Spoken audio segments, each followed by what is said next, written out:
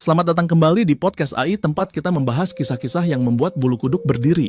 Malam ini, kita akan membawa kalian ke sebuah lapangan olahraga sekolah, yang setelah malam tiba, berubah menjadi arena kejadian tak masuk akal. Cerita ini datang dari Rio, anggota tim basket sekolah. Suatu malam, Rio dan teman-temannya memutuskan untuk latihan tambahan di lapangan luar.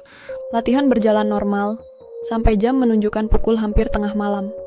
Saat mereka bersiap pulang, Rio menyadari ada satu bola basket yang masih bergulir di tengah lapangan, padahal semua bola sudah mereka kumpulkan.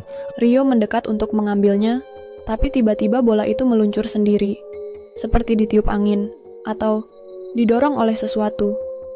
Saat ia mengejarnya, dia melihat ada seseorang berdiri di ujung lapangan mengenakan seragam olahraga lusuh menunduk tanpa bergerak sedikit pun. Rio berpikir itu mungkin penjaga sekolah, tapi saat ia mendekat, sosok itu berjalan mundur, bukan berbalik, tapi tetap menghadap Rio sambil mundur, perlahan, semakin cepat, lalu menghilang ke dalam bayangan. Rio membeku. Tubuhnya gemetar, ia mendengar suara berbisik, "Ayo, main lagi," tepat di belakang telinganya. Tanpa pikir panjang, Rio berlari sekencang-kencangnya ke arah ruang ganti.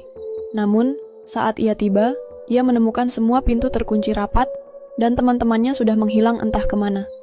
Dalam kepanikan, ia berbalik ke lapangan dan melihat semua bola basket memantul sendiri satu persatu mengelilingi lapangan, seakan ada yang tak terlihat sedang bermain. Rio akhirnya berhasil keluar dengan memanjat pagar. Keesokan harinya, saat ia menceritakan semuanya kepada guru, sang guru hanya berkata pelan, "Kamu beruntung masih bisa pulang, Rio, karena yang lain, tidak semua berhasil." Ternyata bertahun-tahun lalu seorang siswa meninggal di lapangan itu karena serangan jantung saat pertandingan, dan sejak itu arwahnya dipercaya masih mengajak siapa saja untuk bermain selamanya. Kalau suatu malam kamu lewat lapangan olahraga dan melihat bola yang bergulir sendiri, jangan pernah mengejarnya.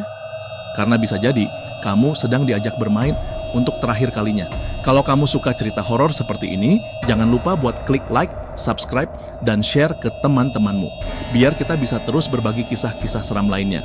Dan, kalau kamu punya cerita mistis yang ingin kamu bagikan, kirimkan cerita kalian ke email kami. Sampai ketemu di cerita horor berikutnya.